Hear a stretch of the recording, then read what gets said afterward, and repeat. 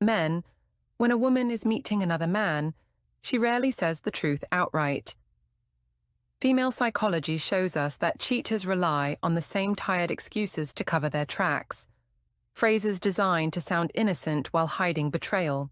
Today, I'll expose 6 excuses women use when they're meeting another man. These aren't random lies. They're carefully calculated excuses that exploit your trust, your respect for her independence, and your desire to be a supportive partner. Each excuse is designed to sound so reasonable that questioning it makes you look controlling or paranoid. Before we dive in, hit that subscribe button and ring the notification bell if you want to protect yourself from deception. Comment below if you've ever heard one of these excuses. It might save another man from being blindsided. Share this video with someone who needs to see these red flags.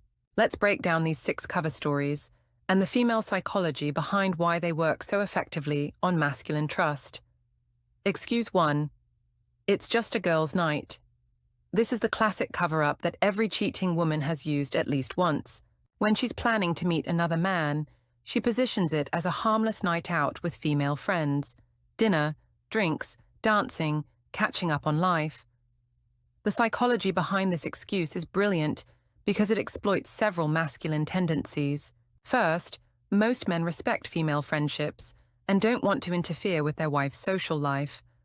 Second, questioning a girl's night makes you look insecure and controlling. Third, group activities feel inherently innocent and unquestionable. Here's how this excuse typically sounds. The girls and I are going out tonight. We haven't seen each other in forever, and Jessica just got promoted, so we're celebrating. Don't wait up. You know how we get when we're all together. Notice the details? She mentions specific friends, gives a reason for the celebration, and sets the expectation that she'll be out late. These details make the lie feel more believable and comprehensive.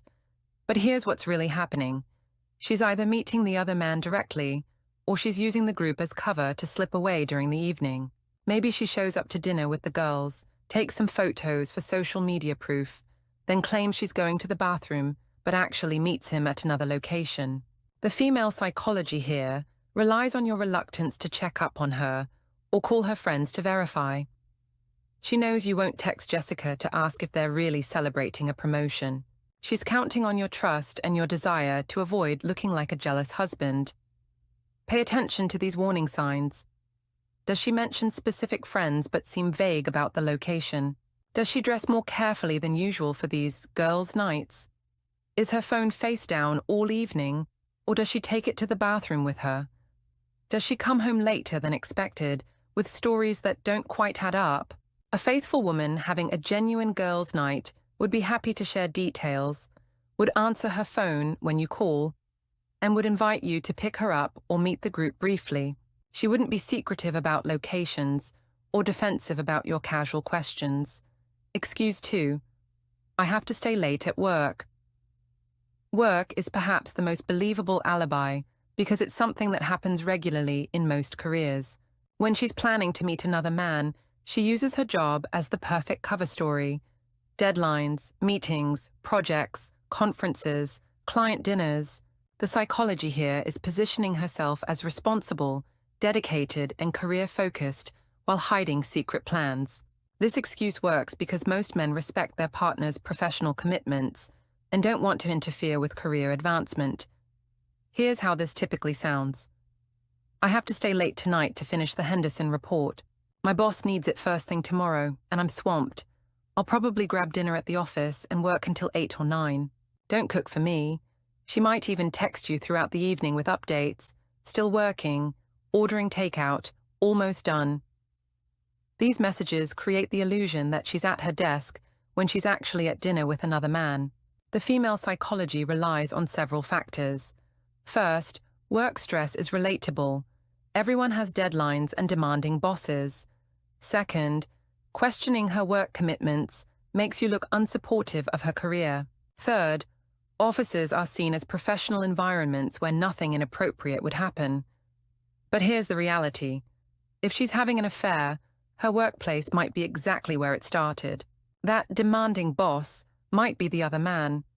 or that client dinner might be their romantic rendezvous disguised as business. Watch for these patterns.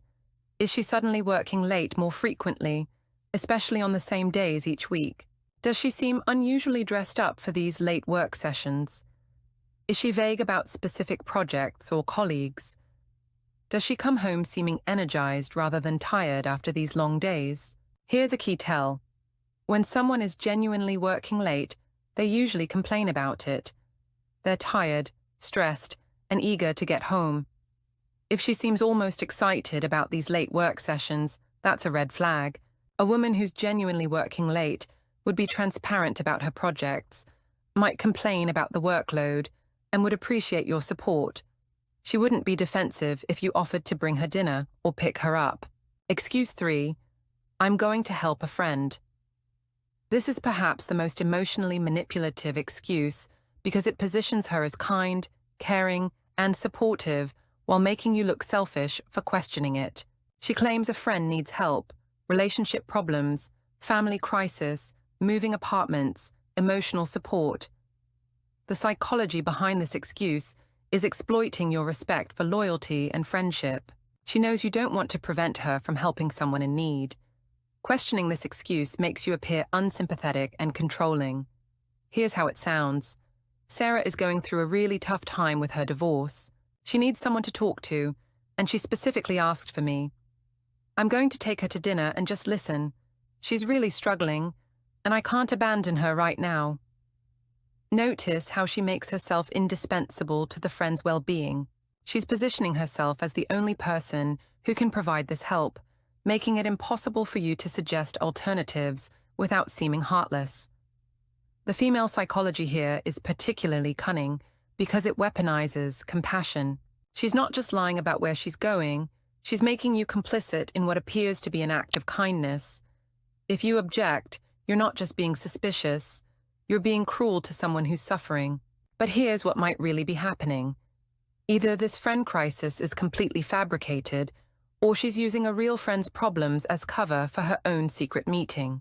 She might even meet the friend briefly to establish an alibi, then slip away to meet the other man. Watch for these warning signs. Does she seem more excited than stressed about these friend emergencies? Are these crises always conveniently timed for evenings or weekends? Does she mention friends you've never met or rarely hear about otherwise? Is she vague about specific details of the friend's problems? Here's a crucial test. Offer to help too. Say something like, "That sounds really difficult for Sarah.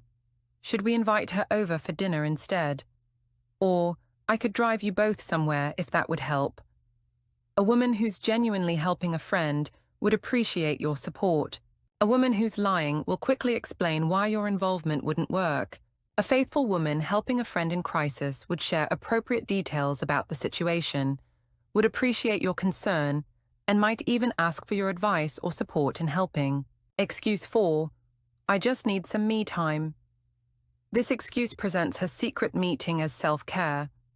Going to the gym, spa day, long walk, shopping trip, yoga class, or just time to think and recharge. It appeals to modern concepts of personal independence and mental health. The psychology here is appealing to your respect for her autonomy and well-being. She's framing her deception as healthy boundary setting and personal maintenance.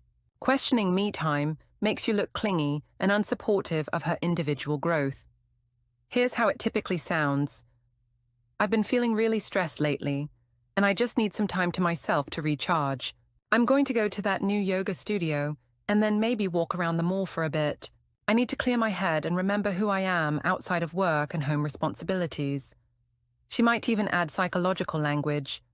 My therapist says I need to prioritize self-care, or I've been reading about the importance of personal space in relationships. This makes her excuse sound professionally validated and mentally healthy. The female psychology exploits modern relationship advice that emphasizes individual identity within partnerships. She knows you've probably read articles about giving your partner space and supporting their personal growth.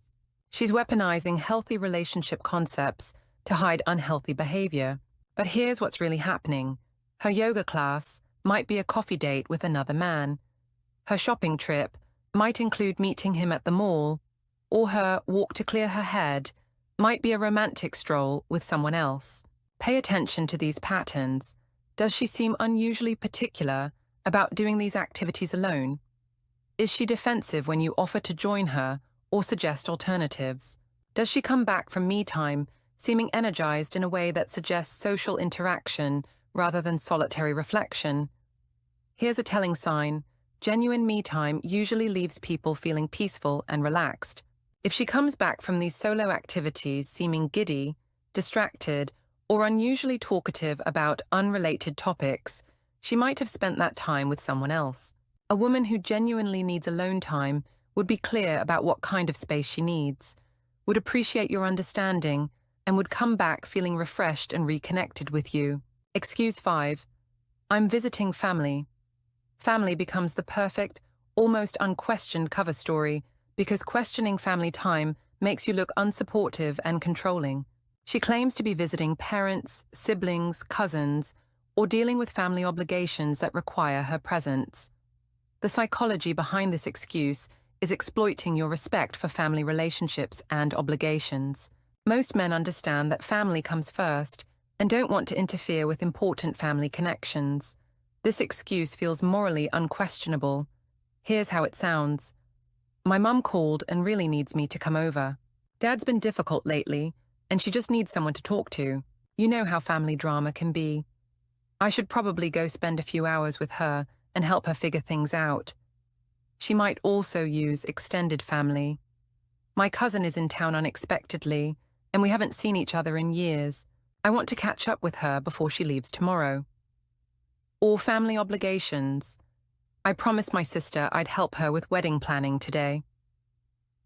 The female psychology here is particularly effective because family relationships are seen as sacred and non-negotiable. She's counting on your reluctance to call her family members to verify her story, and she knows you don't want to be the husband who prevents his wife from spending time with relatives. But here's the reality.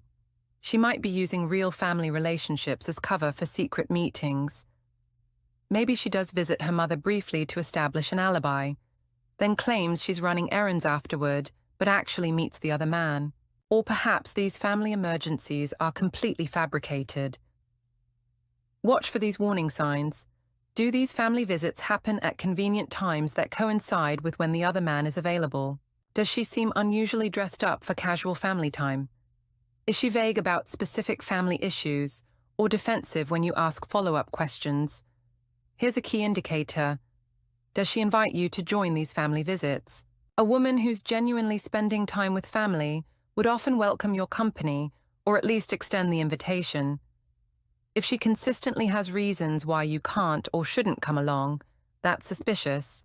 A faithful woman visiting family would share details about family situations, would sometimes invite you along, and would be happy to have you call or text during her visit. Excuse 6. I have errands to run.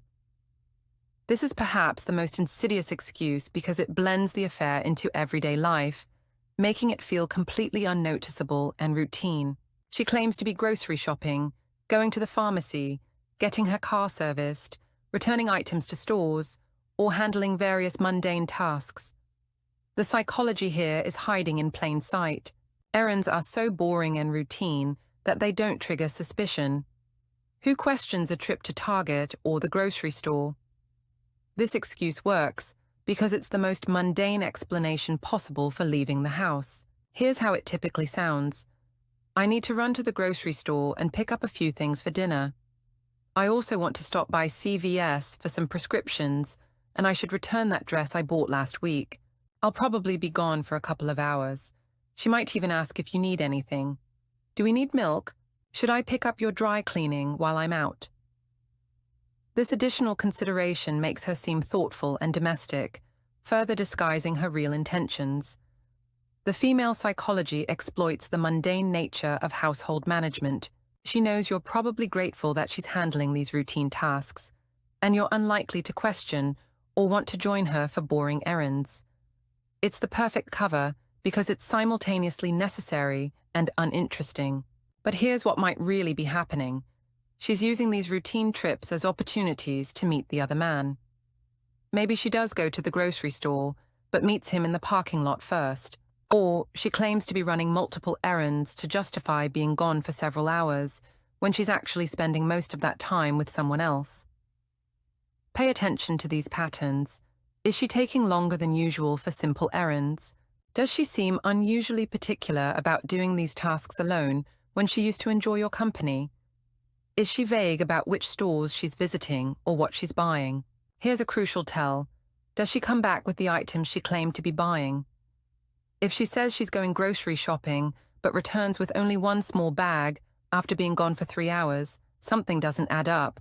If she claims to be running multiple errands but seems to have accomplished very little, that's suspicious. A woman who's genuinely running errands would be efficient about it, would appreciate help or company, and would accomplish the tasks she set out to do. Let's recap these 6 deceptive cover stories.